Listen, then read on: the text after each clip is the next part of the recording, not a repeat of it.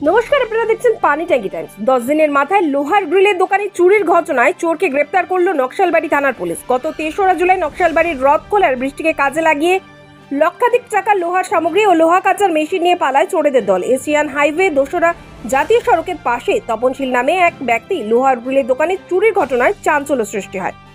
ঘটনা তদন্তে নেমে গতকাল রাতে আশিস বর্মন মাটিকারা কলাবাগানের বাসিন্দা নামক এক চোরকে গ্রেপ্তার করে পুলিশ।